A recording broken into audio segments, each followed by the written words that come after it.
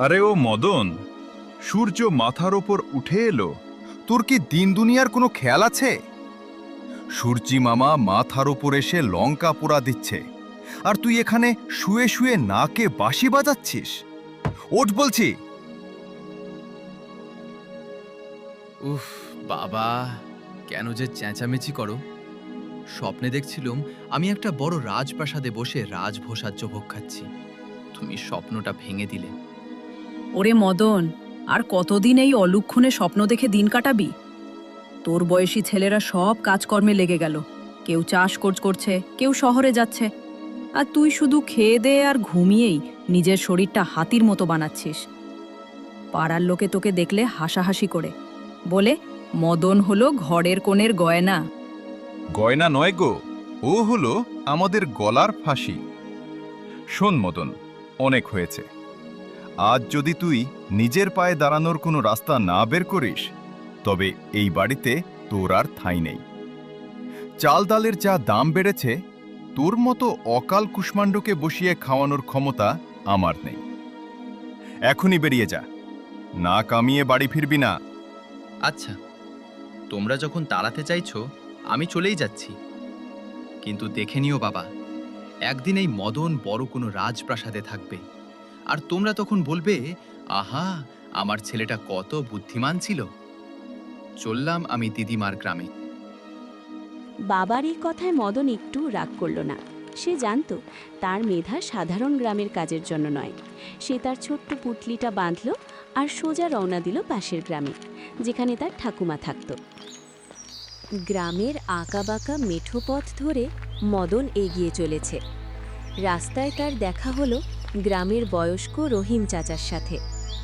কিরে মদন, ভর দুপুরে পুটলি নিয়ে কোথায় চললি? বাড়ি ছেড়ে পালাচ্ছিস নাকি? পালাচ্ছি না গো চাচা, চললাম ভাগ্যের চাকা ঘোরাতে। এই ঘুমন্ত গ্রামে আমার মতো বুদ্ধিমান ছেলের কোনো দাম নেই। এই কথা বলেই মদন এগিয়ে চলল ওই গ্রামের দিকে।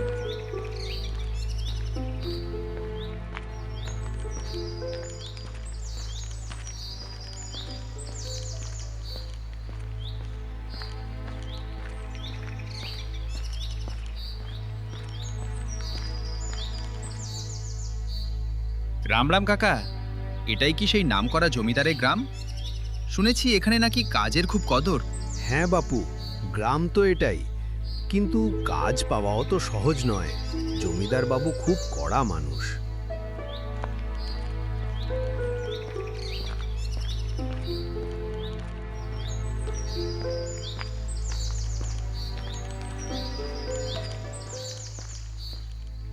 ঠাকুমা, ও ঠাকুমা! ওরে আমার আদরের নাতি, তুই হঠাৎ এই গ্রামে? তোর বাবা আবার বকাঝকা করেছে বুঝি? দিদিমা, এবার আমি কাজ খুঁজতে এসেছি। ঠাকুমার গ্রামে পৌঁছতেই মদনের জীবনটা যেন বদলে গেল। সেদিন বিকেলে নদীর ঘাটে সে দেখল জমিদার বাবুর রূপবতী কন্যাকে। তাকে দেখেই মদন স্থির করে ফেলল, বিয়ে যদি কাউকে করতে হয় তবে এই মেয়েকেই করবে। সে ছুটে গেল ঠাকুমার কাছে।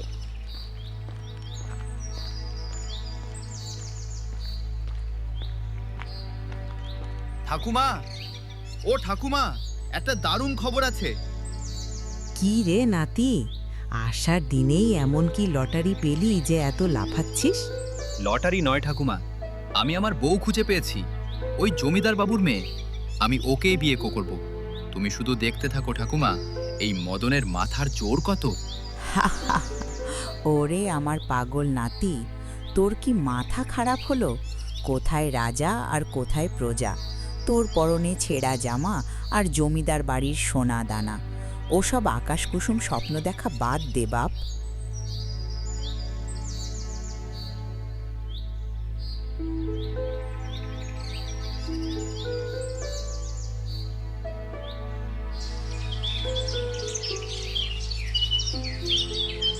পরদিন সকালে মদন বুক ফুলিয়ে সোজা চলে গেল জমিদার বাড়ি।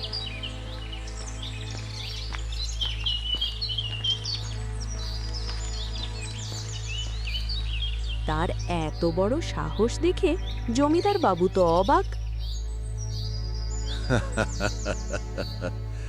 তা মদন মিয়া, তুমি এসেছো আমার মেয়ের হাত চাইতে? তা তোমার রোজগার কত? কটা হাতি ঘোড়া আছে তোমার? তোমার মতো ভিখারির ছেলের এত বড় সাহস হয় কি করে? হুজুর, এ তো মনে হচ্ছে আস্ত একটা পাগল। একে চাবুক মেরে বের করি। জমিদার বাবু, সম্পদ আজ আছে কাল নেই, কিন্তু আমার মাথায় যে বুদ্ধি আছে তা কোনোদিন চুরি যাবে না।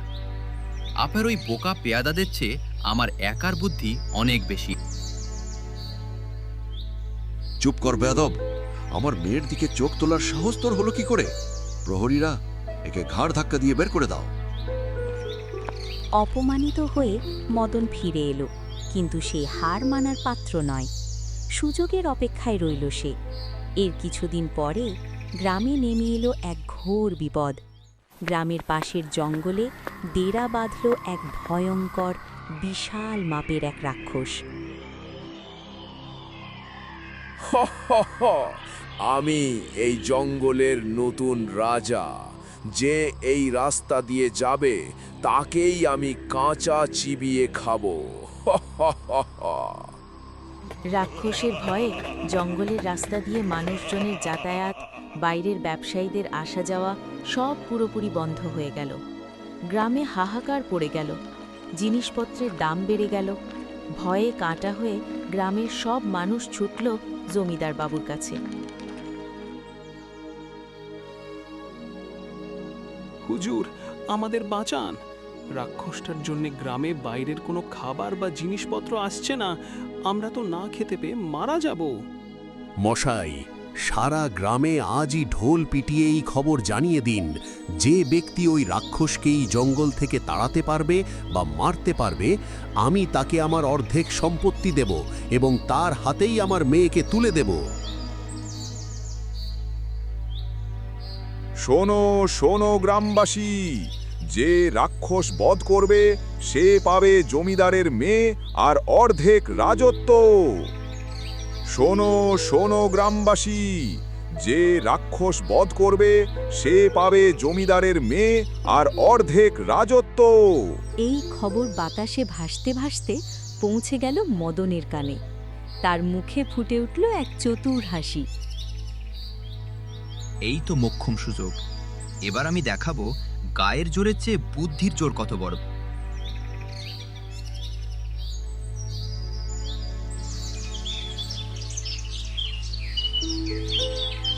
পরের দিন সকালে মদন কোনো তলোয়ার, বর্শা বা ঢাল নিল না। সে একদম খালি হাতে বুক ফুলিয়ে শীষ দিতে দিতে সোজা ঢুকে পড়ল সেই ভয়ঙ্কর জঙ্গলে। গ্রামের মানুষ দূর থেকে অবাক হয়ে দেখতে লাগলো। ছেলেটা কি পাগল হয়ে গেল নাকি?